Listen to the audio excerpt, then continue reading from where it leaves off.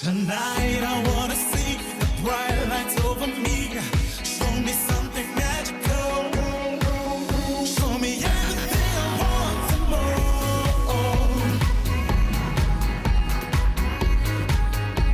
The best of the good life. This weekend on Top Billing, it's bouquets, tablescapes and boutonnieres as wedding maestro Zavion Kotze gives us his DIY guide to floral design. On the Umfolozi River, where King Shaka was KZN's first conservationist, local chieftaincies are driving a tourism boom. Meet the Ballito family whose creative minds and hands craft proudly South African furniture. It's a photo finish to decide who wins the right to represent SA at this year's Mr. World. Your presenters tonight, Ryle de Mornay and Harmony Catalonde, bring you the show from a Camps Bay retreat, offering the best of the good life, whatever the weather. Good evening. It's Top Billing night and welcome to the show. My friend Ryle here is afraid to admit it, but I think he has a love for a good floral design. All right, I'll admit it, Harmony, but it's like a caveman to fire. We only fear what we do not know. Which is why our first order of business for tonight is a floral design masterclass by wedding maestro Zavion Kotze. We were first here the day Zavion married John Breton at this, their very own wedding venue, overlooking the Swartkorp Mountains. They built a specially designed glass chapel and transformed an old thatch house and tennis court into guest accommodation. When hiring an interior designer proved too expensive, they did the decor themselves. This is exquisite. A chocolate-themed room. This is so on trend. Yeah, so this is the dark suite. You know, my husband and I designed this room to be dark and moody and sort of like that manly kind of touch. And it used to be a thatch building. So instead of knocking the entire roof down, we kind of kept the main structure.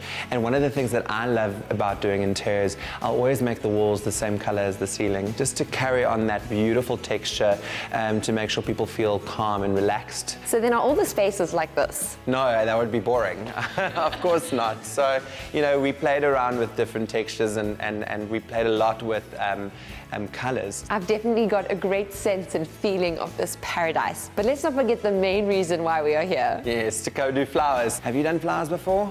No, I haven't, so I'm the perfect student. Okay, I'm excited. I'm going to show you how to do it. It's really easy, and we're going to show people how to do DIY, but the luxury version of it.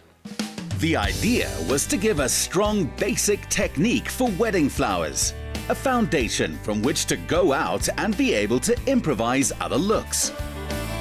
Do you have a preference when it comes to real or fake flowers? I don't like fake flowers. You know, let's use what Mother Nature grew us. And you don't always have to have fresh flowers. You can use dried products and dried things like this Italian ruscus. This will never ever change its coloration. It will always stay the same. It will always look beautiful. What is the first step for making a boutonniere?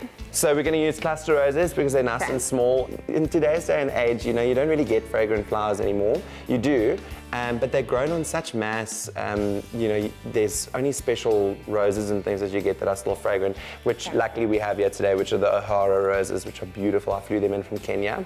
Wow. They're nice and fragrant, so you can smell that one. It's like perfume. I know, it's amazing. So basically we're going to start with this Italian ruscus, which has been bleached. You basically just need to cut a little piece over it. You're going to get your lengths, which are really super easy. You've got to imagine it, what it's going to look like, you know, on someone's lapel, what it's going to look like in the end. You've got to kind of envision it. And then we're going to need some tape. I'll break some off for you. This is a really nice, easy product to work with. So it's almost like glue. We basically use it to hold everything together. You know, if you don't have that, it's going to fall apart. You literally just put some of it at the top. Use your index finger to sort of have that traction, and you go around once, and you hold the bottom of the stem, and you just kind of twist it all the way down. So is this okay? So it's beautiful, but I wouldn't put the roses right next to each other. So basically, if you put them on two different levels, it creates more texture. So you're just going to grab your tape now, and you're going to tape it. And then you're literally just going to finish it off with some ribbon. Very easy to do at home. Same technique, so you can go ahead and start knitting yours so up. no bow, it's just a wrap. All the way around. You're just going to twist the ribbon in on itself on the end, and then you're going to shove this into, careful. can't look. I won't stab you, don't worry, you'll be fine. I can feel it. Ta-da! And then don't forget, you're gonna need another pin to put it on someone. Let me put it on you. Otherwise, on the day of the wedding, everyone goes like, there aren't enough pins, and everyone panics, and there's no point in panicking on the day of a wedding. Yay! If you were wearing a suit, it would look even better. Next, the bridal party. So we're gonna go with the bridesmaids bouquets now. It's very easy, it's quite simple. You're gonna need about like 20 to 30 roses per bridesmaid. That gives a nice sort of size. I noticed that the leaves have already been taken off the roses. We'll do this stem over here just to show you. That's what that little guy over there is for. Flower power. Yes, flower power, but it's a flower stripper, so basically it's almost like an extension of your hand. There we go. Yeah. Incredible. So I've cleaned them all already for us, so we don't have to waste too much time. Are you ready? Yes, we You ready? just come. Don't be nervous, you're going to be There fun. we go, done. No, not quite yet, but Okay. so that's super. I want everyone to have fun when they do this at home or with their bridesmaids or with their mums, you know. It's going to be nice and simple. You can start with one rose, and we're just going to keep adding onto it so it has a nice little ball kind of finish.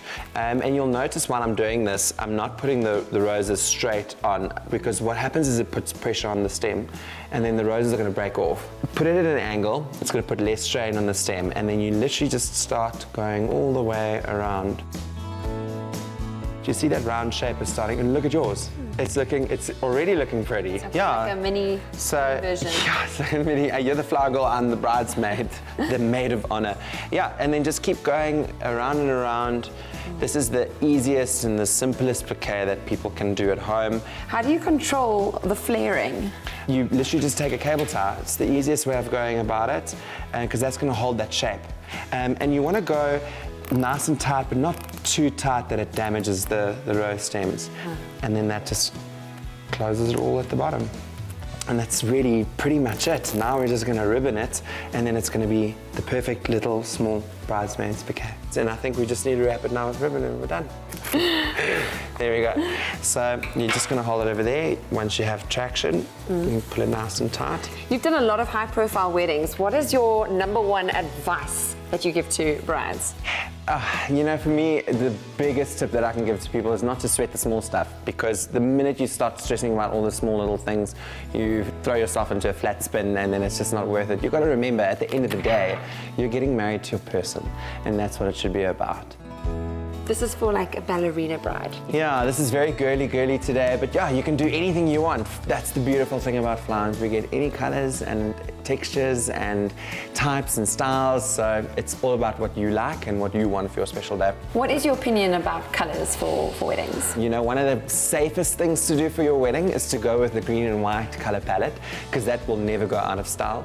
But if you want to be bold, go for a bright color, maybe like a deep burgundy with that green and white palette. It's going to pop, it's going to look amazing, and it'll set you apart from the average bride. Now all that's left to do is the table centerpiece. That's it, yeah, we're going to have some fun. Tell us about the flowers that you've selected for us here. Cool, so we've got some beautiful pampas, which I think you used at your wedding, right? I Hey, did, yeah, yes. you see, well, I might have done my research. We've got some beautiful Cymbidium orchids, and we've got some amnesia roses, which are lovely. This kind of looks like an antique rose. These are the kinds of flowers that you use as your hero flower, so your accent flower that you want to kind of show off at the end of the arrangements. You can see it works so beautifully with this wash over here. It's so nice.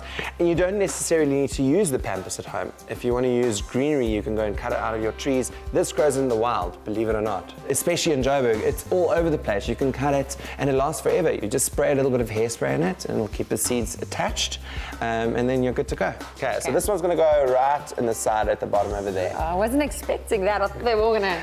Yeah, so you can just grab one. You can put it on this side, facing out this way, and then we're just going to start adding some more. The whole aim of this pampas that we want for this arrangement is we want to cover this oasis as much as possible so people don't actually see, you know, the mechanics. Yeah, so next we're going to just go and add the dried leaves. It's going to look really beautiful. It's going to add that extra texture. Cool, and then the next step is going to be the orchids. So that's these beautiful, beautiful Cymbidium orchids. If we cut it over there and over there, see we've got 2 stems now. For me, if you can't see a flower, there's no point of it being there. Every single flower that you put into an arrangement needs to tell its own story. I'm feeling a bit lost as to where to put this one. Maybe Okay, this like one you that. can put, that's perfect. So trying I'm very to happy. balance yes, out the try height balance a little that. bit. Is it? That's Yeah. only 3 stems of those Cymbidium orchids. Now we're going to go and fill with our roses. Remember with these roses, you want to cut it at an angle, so it's almost like a spear. It goes into the oasis easier. Yeah, that looks beautiful. And that's the biggest secret that I wanted people to know, is that you don't necessarily have to buy only expensive flowers. And then when you spend on luxury flowers. What are the 2019 flower trends? There's so many trends, but at the moment what's super, super hot is the pampas, and to have these dried textures in your arrangements definitely adds that beautiful luxury element. I like keeping things nice and plain and classic, and you can build on that. So you need to make the trend, don't follow trends. How beautiful. I know, gorgeous. Zavion also has a stress-free answer to place settings. The job is not done after you've done the flowers. It's also got to tie in with what's on the table, correct? That's it. Absolutely. You know, you can have a beautiful centerpiece, but it's all about how it looks on the table, and that's why your tablescape is so vital. So for today, I just went with beautiful gold cutlery. We went for glass underplates with a beautiful gold rim, and then just to tie it off, that ribbon on top is our beautifully custom-made and custom-printed napkins that just tied in that color palette. So in the end of the day, it just works together. It creates that beautiful, luxurious feel, and all of these items are very easy to rent, and they're very cost-friendly. So you can do DIY, and you can make it luxurious DIY. And although I am already married, this definitely guarantees me a spot on the bridal squad. I love it. Thank you. Rao, you've got the power now. All you need is a quality pair of clippers. I wouldn't want to cramp Zavion's style. He's shy. The mark of a true artist. Coming up, the elephant of Umfolozi let us know exactly who's in charge. And John salutes tradition, culture and conservation. The best of the good life. Next stop, Zulu Land, the place of Fez's ancestors. We're the first to put conservation laws into place, where Chief Dingiswayo and King Shaka. Shushuwe Mfolozi Game Reserve has evolved with the times to become one of the most exciting community-driven tourism hubs in our country. 6 hours drive southeast of Joburg and 3 hours north of Durban on an oxbow lagoon in the White Imfolozi River lies Biela Lodge. It's surrounded by evergreen bushveld. So the golf cart might lead you to believe that we've arrived at another luxury golf estate on Top Billing, but we have in fact just pulled into the second oldest game reserve in the world. It's unfenced, and apparently there are just 2 lions walking around every now and then. No protection. Maybe this wasn't a good idea to arrive in the golf course. Don't worry, we'll keep you safe. As important as conservation is economic development for those whose land the lodge is built on.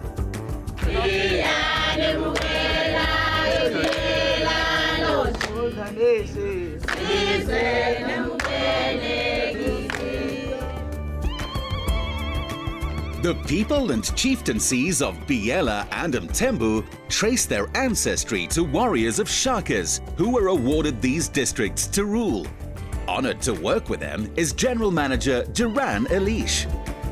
If I'd known I'd had to dance, I would have worn my stretchy pants to get some more height on those kicks. Yeah, they know how to put it out. You did well, you did well. In Zulu, Biela means protector, safeguarding local culture as much as the environment.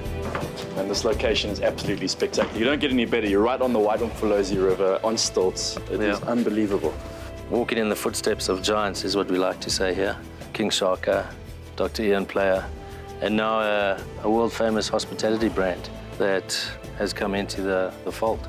You look, we're standing at the main lodge area now, obviously. You've got our dining area behind us. We've got our bar.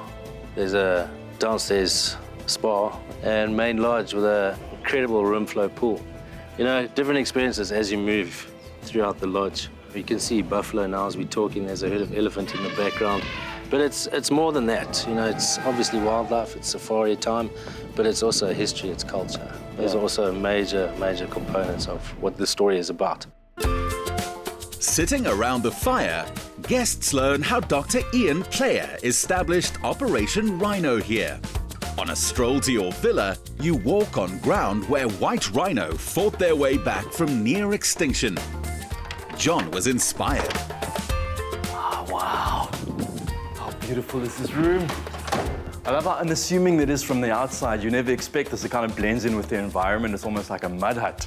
And then in here, it's just like a wow factor. This is crazy. Floor-to-ceiling windows to take in the panorama. My own plunge pool literally falling off the edge of the cliff. Huge bed to just relax on and enjoy a good night's sleep. I love the exposed concrete on the ceiling, right? This is not something you'd expect to see in a safari lodge, but it kind of works with the environment. It's like this modern industrial feel. And you know what I love? Is the fact that there are so many windows and there's so much to look at, but no one can look in. It's completely private, so I can do the favorite thing I do when I go on holiday, walk in the door, throw off all my clothes, get naked, you know what I mean? Get comfortable, hop in the bath, enjoy that view. Keep coming back to this view, but it really is spectacular. It's unbelievable. Check out the size of the shower. Man, look at that. I'm not gonna just sing in here tonight, baby. I'm gonna perform. This is like a stage. And outside shower. It's not complete without an outside shower underneath the African sky, underneath the stars. This is gonna be amazing. I must say, as spectacular as this villa is, the real star of the show is that beautiful view, the game reserve, and we are literally hanging off the edge of a cliff. We're in the trees. Doesn't get better than this.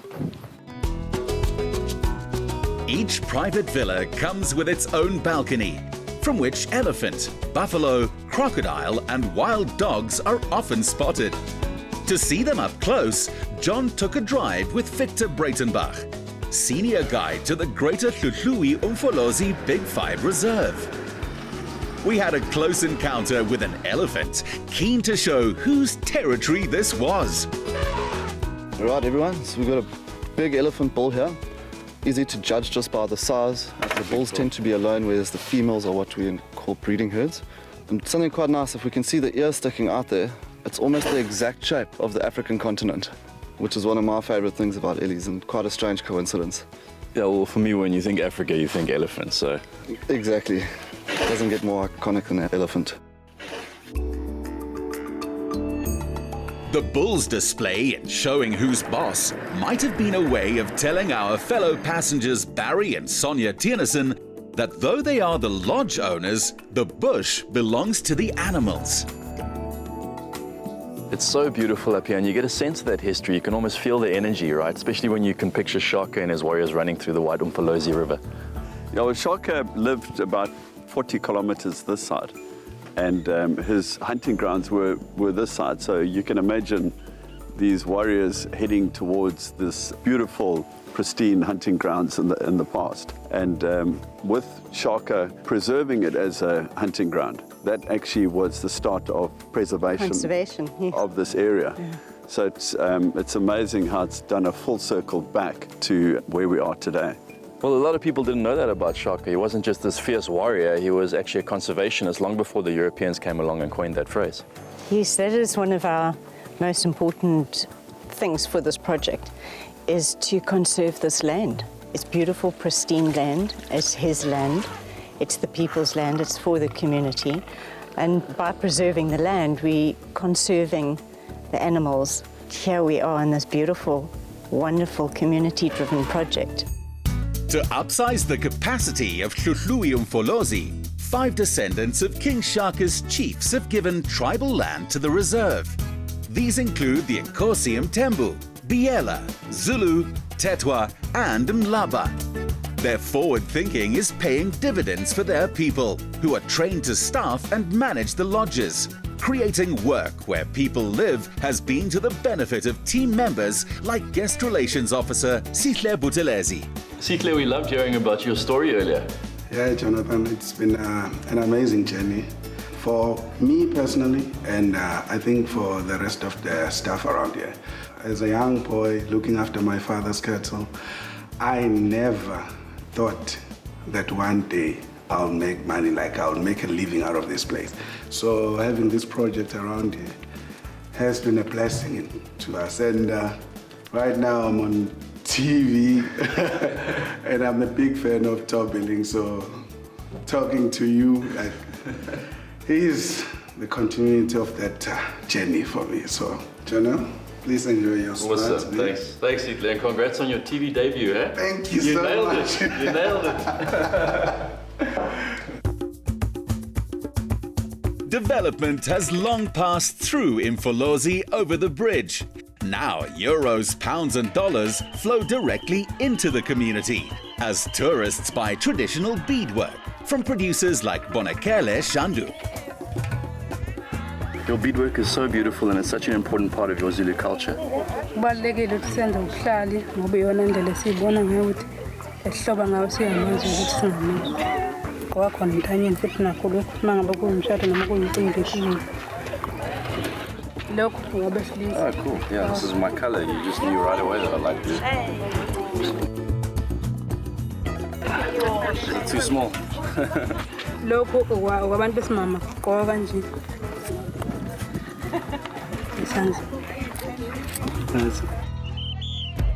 John gave his best salute to the late great Johnny Clegg.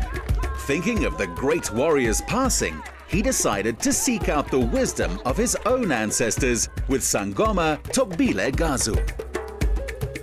I'm here to ask if my future is looking bright. You only say siyavuma only. Siyavuma. Siyakhuleka makhosini siyakhuleka endlondlweni ezinkulu. Siyavuma. Njalo mina ngikubona njalo nesaseqhakazile uhamba ngemoto siyavuma. Siyavuma. Yo!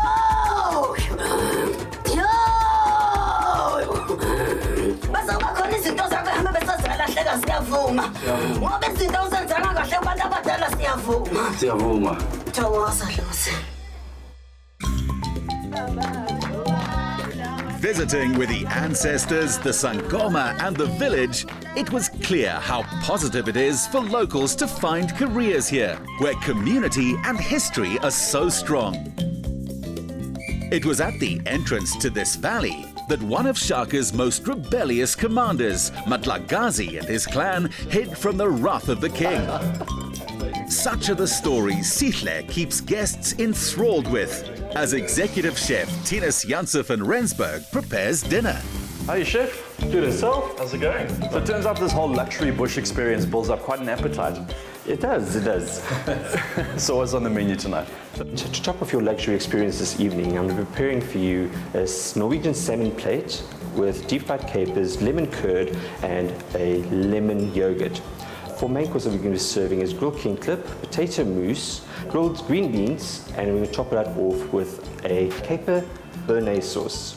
And then for desserts, I'm going to do one of my specialities, which is a deep fried chocolate chili samosa, topped with whipped cream and some raspberries. Oh wow, that's a lot. That's a lot of goodness, eh?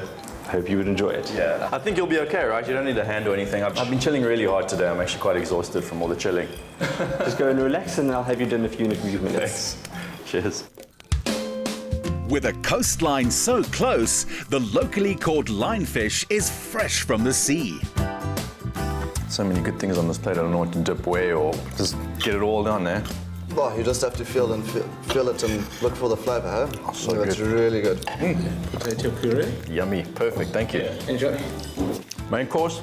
Spot on. I wish I'd listened to all the ingredients he was talking about in the kitchen. I was getting so angry. The more he says, the more my mouth was just drooling. But this combination, peas, king clip, everything, perfect. Most perfect and delicious way to end off another epic travelogue with Top Billing.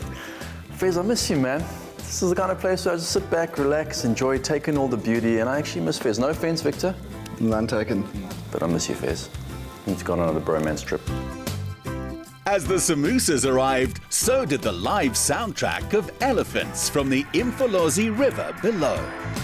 Timed to perfection. Awesome people, incredible place. Yeah, bro, we live in such an amazing country. Word.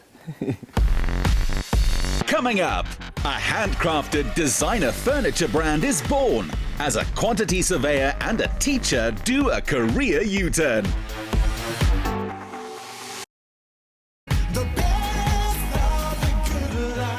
When you have a distinctive piece of handcrafted wooden furniture, the way it's made often gives you clues as to who made it. Following the work of a particularly impressive furniture studio to Durban, we met the young, inspiring family behind it.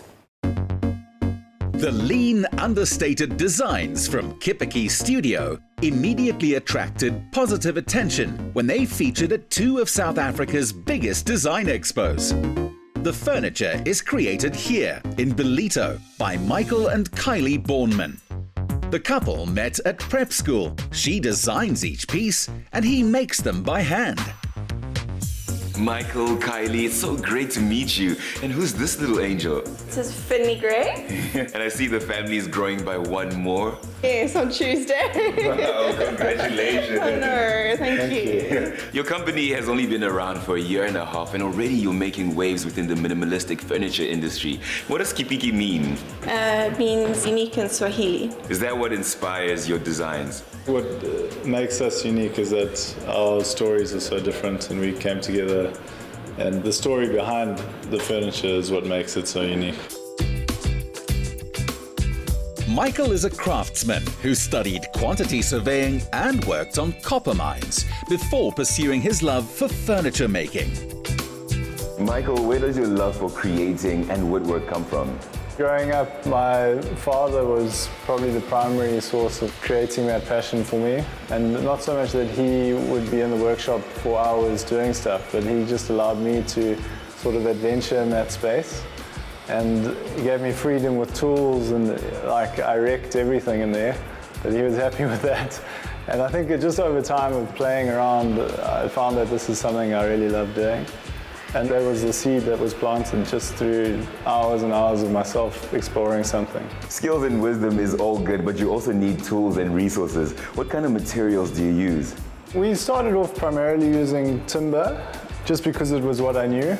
And we have delved a little bit into mixed materials, but in terms of timber, we use white oak, white ash, walnut, and Australian blackwood.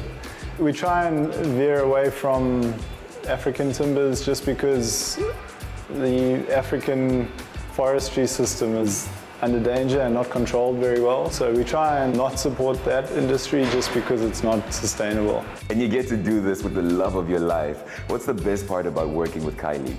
Well, our togetherness is probably the best thing. She's also just so different to me. She's full-on extrovert. I'm very introverted.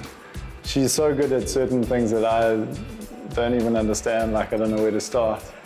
So just seeing her strengths come out in the workplace and we can do it together is just so rewarding for me as a husband. What are you busy working on? Well, this is our cellar chair, and this particular one is missing armrests. So we're going to be starting off by just cutting the slots into the armrests and then putting them into position. Once we have that, then we can dowel some holes for putting them into the legs. And after that, you'll help me with some final shaping on that arm. These woodworking skills were honed through trial and error, as well as web tutorials. Michael would make furniture over the holidays and often as gifts for friends. Okay, so Harmony, if you don't mind just taking these for me. We're going to reline these up and then drill the back holes for the final dowel. Okay, and then just going to place those in. You can give that a whack. Thor's got nothing on me. Clients of the studio are welcomed into the factory to watch as each chair, table or cabinet is made. I think we did a good job. Did a great job. Yeah, I might have a future in furniture and woodwork. I think so. When former teacher Kylie studied interior architecture, her flair for design was clear. So what do you think? Yeah? Good? I get the approval. Okay. Every piece is a combination of this couple's many varied talents. Et voila, it's a masterpiece. Awesome. What do you think? What do you think? I think you did a good job. Yeah, thank you, thank you. The great thing about all our furniture, for every item bought, we buy a tree and plant it, and we write a handwritten note, and we send it off to them. Since I was a part of creating this awesome chair, can I get the honors of writing a special note? Would be so cool, especially if you hadn't made it yourself. I think she gives us the thumbs up, right? Say thumbs up. While Harmony was writing to a future owner of the chair they made, the couple were busy preparing original pieces for 100% Design this August. Kylie has taken on a new kids' clothing business, and they still make time for ice cream. 5, yeah! Hug, Wow, Michael, Kylie and Finley, way to make an impression. Next up, at this triple-tier Camps Bay getaway, interior designer Andre Kleinhans takes us through his approach to decor.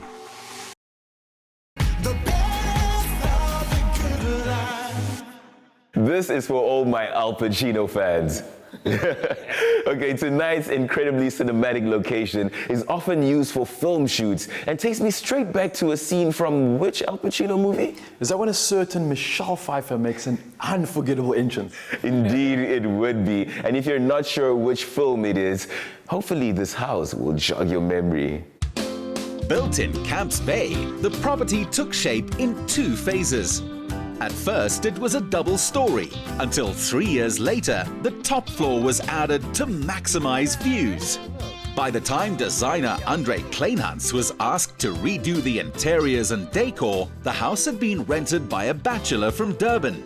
He wanted it to feel like his hometown and to be both a party pad and a real livable home. Andre, I was immediately drawn to this garden. How beautiful is it? Isn't it lovely? What inspired the design? The garden was inspired in part by the sort of subtropical rainforesty look over here, and I wanted to create a little bit of contrast, so we did this architectural deck area over here to show off the lushness of the garden on one aspect and create an area of calm and relaxation over here. Speaking of relaxation, you even have a jacuzzi. Yeah, it used to be a jacuzzi. It's now a Japanese hot spa bath. It even has a little pebble bed with a little cascade of hot water that runs over it, and it creates a wonderful atmosphere, especially on early mornings. You can see the mist coming off the water, and it is really relaxing. How have you managed to accommodate for Cape Town's unpredictable weather? What we've done is we have fitted weather screens that separates the seating area from the deck area. So even when it's extremely windy or when it's raining, just let the blinds down. There's a ceiling mounted heater on the veranda ceiling that heats the veranda up. And then we've got the movable fire pit, which sometimes spends its life out here. And it still allows you to use the outdoor space even when the weather isn't optimal. With a garden looking to a Southeast Asian theme, the interiors had to blend in. The original look was transformed with understated glamour, simple colors, and fabrics which invite touch. Andre, what was the brief the client gave you? The interesting thing about this project is that my client is a tenant and not the owner of the house. Previously, the house was used for holiday rentals, so it was quite beachy, summery. And one of the key things that he asked for is that we make it feel more like home. How did you manage to achieve it? We used an assortment of materials and fabrics, some of them pretty luxurious and others a bit more textured, and everything we used in moderation. So even though there are beautiful velvets on the sofa, there's not a lot of it. And you know, the hand-woven rug, there's not too much of that. So it's the idea of creating a balance between the comfortable and the visual. This room really feels quite spacious. It's a very important thing for me to make sure that spaces are slightly underfurnished. The room should only be complete once the people who are going to use it is in it. So we are usually slightly towards a little empty. I mean, I wouldn't call it minimalist, but just slightly empty, not overcrowded. Every item or every piece that we've put in here is bold and confident, and each item speaks for itself. Because the client leases the house, none of the structure in spaces like the kitchen and bar has been changed. The new feel, colour and style has mostly been achieved with furniture. You mentioned that the client is a tenant. Was that a consideration when selecting the pieces? At the outset, we decided that we would make everything modular so that it could be easily moved from one place to another should the client move to another space at some point in time in the future. From the sofa, which 3 separate pieces, to the service, which is quite a long service, and we needed the sort of dramatic sweep of that server in the entrance. But it's 2 pieces, so if he ever moves, we can place them separately or place them differently depending on the space that he might move to. This is also true for the outside furniture. Everything is modular. It could be reconfigured into different arrangements depending on either the occasion or if he moves to a different place and the outdoor setup might be different, then the furniture can be used differently. The same goes for the charcoal steel tables, custom designed by Andre's company. The dining room tables are also modular. It's actually 2 of them that pushes together for larger dinners, and if needed, they can be separated into 2 parts. Is that chalk? That is indeed. It's a fun aspect of the table. So the host can just write the names of these guests about their place settings, or you can write the recipe for the meal you're about to have, or a menu, or a thank you note, quirky comment, or anything interesting about your guests on the table, or afterwards, if you're a guest, you can even leave a thank you note. When the initial double-story house was built, it didn't have sea views, so the architecture created interest within the walls, like a skeletal staircase which natural light and mountain views wash right through. It leads to an arresting Anton Smit sculpture as you land. I noticed there's quite a variety of art in the house. Interestingly enough, most of the pieces of art we bought, especially for this project, for this house, there were specific spaces that needed works. The work's primarily driven by my client's preference and his taste. We just make sure that the art is the correct size and the correct intensity for the space that it's supposed to go. We've got some clear glass sculptures, some metal sculptures. There are some diasec artworks in the master bathroom, ink work on paper, and some beautiful photography. For those of us who aren't necessarily artistically inclined, how do you go about putting pieces in the right spaces? Every space that requires artwork, one has to consider firstly the scale of the artwork. Some spaces require bigger works, and also the intensity of the artwork. It is preferable to have some pieces louder and maybe bigger and some pieces quieter, or the other way around, so that the eye naturally goes from the one work to the other, and all the artworks don't compete for your attention at the same time. Not limited by theme, each piece catches the eye in its own way. If a morning run or swim at the beach isn't your scene, the gym is well equipped. Staying in bed is also an attractive option. This room really makes a statement. Tell us about the contrasting colours you've used. Well, as you can see, the room is basically neutral, dark offset against light, with the matte curtains and the slightly shiny wallpaper. And the darkness, of course, shows off the light of the pale sofa. On this side, the headboard is not much different from the wallpaper, so there's less contrast and texture there. But the idea of the masculine headboard against a slightly more glamorous wallpaper tells a story of a luxurious hotel room that you never want to leave. What is it about this room that you particularly love? I like the different fabrications used in the room that gives it its unique personality. I like the flannel of the cushions. It's like a man's suiting or a man's coat, offset against the sort of velvet, which is very plush and warm and inviting, and makes you feel like you want to jump into bed and just lie there, maybe read a book or watch a little bit of television, or just the whole idea that it's a large space and the mirror over there makes it feel even bigger. And it's comforting and cocooning at the same time. And of course the natural light, the view of the garden that comes from here, just adds to the magic of the space. The middle balcony, off the bedrooms, creates a private outdoor family room. Clearly the tenant is no longer the bachelor he was when he first came to live here. Watching winter waterfalls on the mountain while you take a hot bath or shower is a treat. But for 360-degree views, you head up to the third and last story. Here, architect Mark Zuckerman could frame almost the entire floor in steel and glass for one uninterrupted panorama. Mark, this is a massive house on a small footprint. How did you achieve the scale? Well, the client wanted a 3-floor house and to maximize on the height advantage that council allows, because the upper floor gets us great views. So we knew that it was going to be a big structure on a relatively small plot. The balance between external and internal was going to be incredibly important. Downstairs, we designed the garden areas that would flow very, very well into the internal, and everything opens out onto the outside area to maximize on the usable space that you're going to have. And upstairs, obviously, we've got a lot less space, but fantastic views.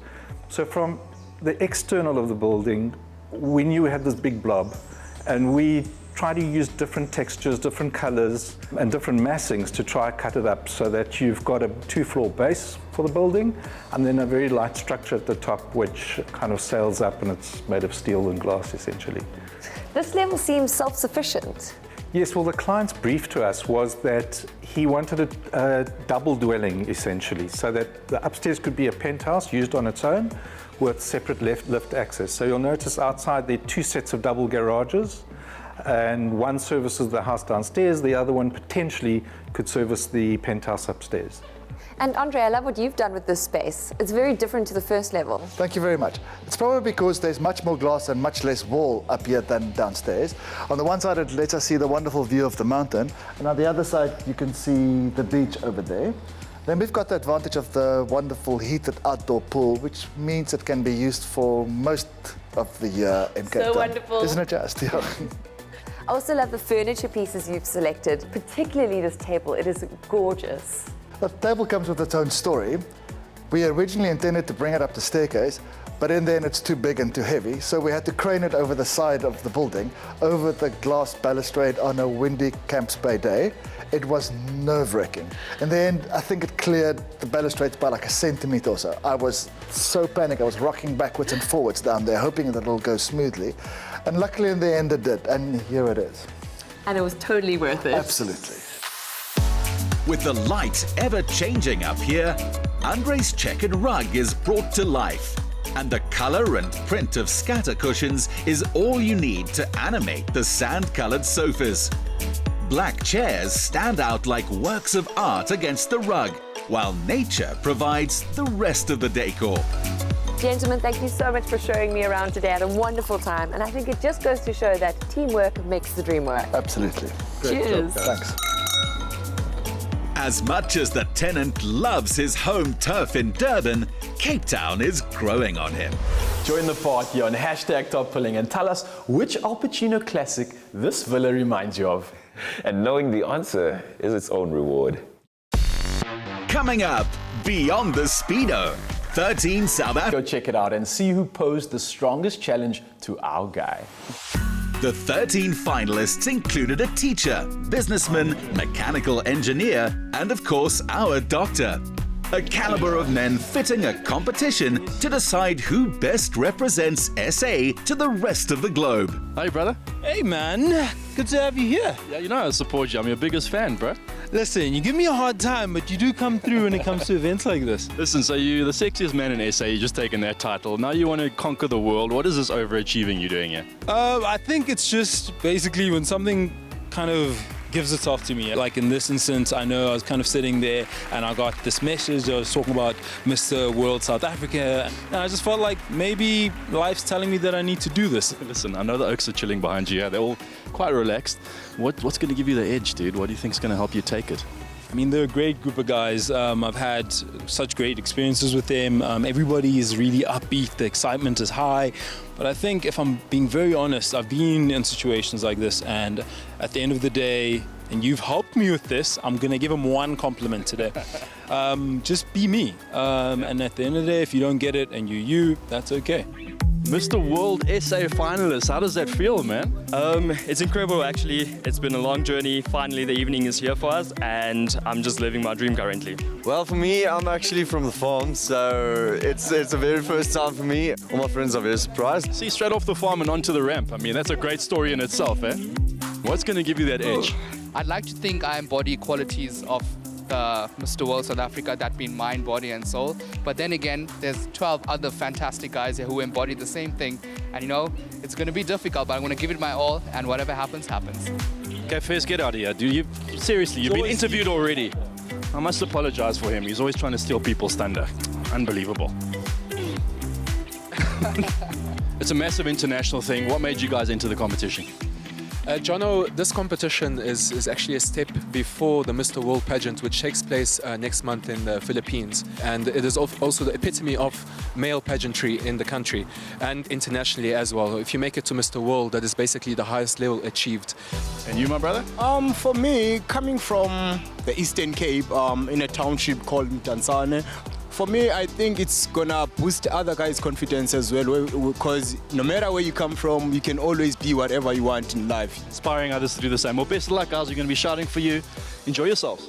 Now, this is why we love beauty pageants so much, because big, buff gentlemen like this get to get their makeup done, which is something that obviously doesn't happen very often, right? Because I can tell how uncomfortable you are. I'm very uncomfortable. This never happens. Not even my girlfriend gets to make up me. What do you think is going to help you have the edge over the other contestants and take the win? Just by being myself and using all my gifts that a good Lord gave me. Now, you're completely out of your comfort zone. You're a teacher. Yeah, I'm a teacher. I actually taught in Russia and in Thailand and as well as in South Africa. So it is pretty different being able to be here and not teach in the classrooms, but I'm here to enjoy and embrace every moment. Armand, Mr. World SA, it's your baby. It's the first time it's happening in South Africa. Is everything taking shape? So, Jono, in 2016, I represented South Africa at Mr. World, and I returned and I thought, you know what, I'd like to give someone this opportunity as well on this platform in order to represent South Africa internationally. Mr. South Africa obviously is a separate competition to what Mr. World SA is. So tonight we're looking for someone that's going to represent South Africa and our country on the Mr. World stage in August in 2019 in the Philippines. Kylie Roberts, one of our judges tonight, looking absolutely beautiful as always. Thank you very much, my darling. It's wonderful that people remembered me. Like, oh my gosh, we love tuning SA. Let's get Kylie Roberts here. Who are you wearing tonight? His name is Michael Bazerdenhait, and I think he's from Paris. And he put me in this amazing little frock where I get to show some like old style. As a judge tonight, what are you looking for in our winner? Babe, I want a hottie. I want a hottie, a man who's going to make me pant at night. I want a man with a great body, a great sense of humor, a man who's intelligent as well. You know, you're taken, so, you know, we're going to see what the boys offer. But I've got to be honest with you, I saw some hotties there. Okay, enjoy. Thank you very much. I want someone that has a strong opinion, someone that doesn't tell us what we want to hear. It's about lead the country, make a difference, have an opinion. Well, Ghani, we're putting you in the spotlight now. Yes, indeed. Does it feel strange? Yeah, I mean, it's so much better to be holding the mic, I can tell you that for sure. It's a very different environment for you, this whole situation, right? Look, I'm going to have fun tonight. That's all it is. That's what it's about. And we're really looking for ambassadors, aren't we? And now more than ever, it's time for men to stand up and be men. And this is a great platform for that.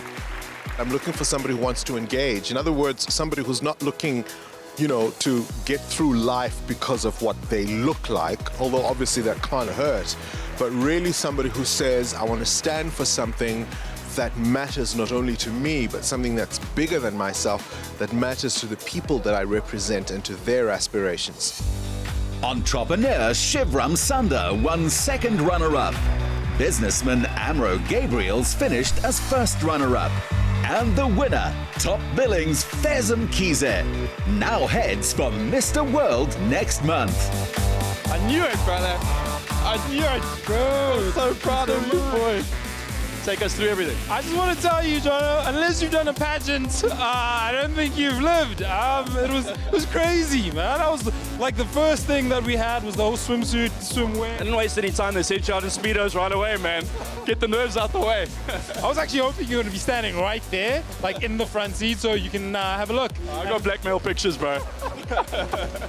Edith, you're looking beautiful as always. Thank you. Thank and you happy birthday. Thank you. I mean, how lovely to spend this birthday with all these gorgeous chaps. So are you happy with the decision?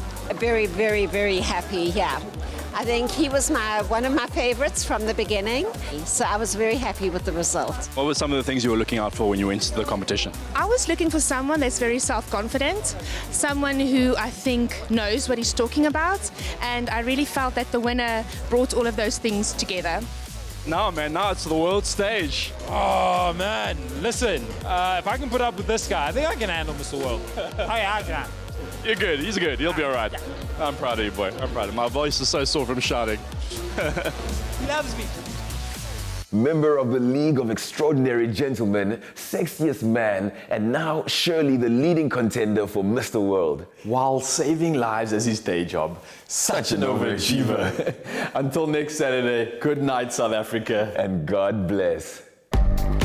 Join us again next weekend as we're training with Comrades winner Edward Motibi and enjoying a family favorite. Image consultant Theo Ngobeni shares his top styling tips for men. Ceramicist Siyabonga Fani brings African design to your table.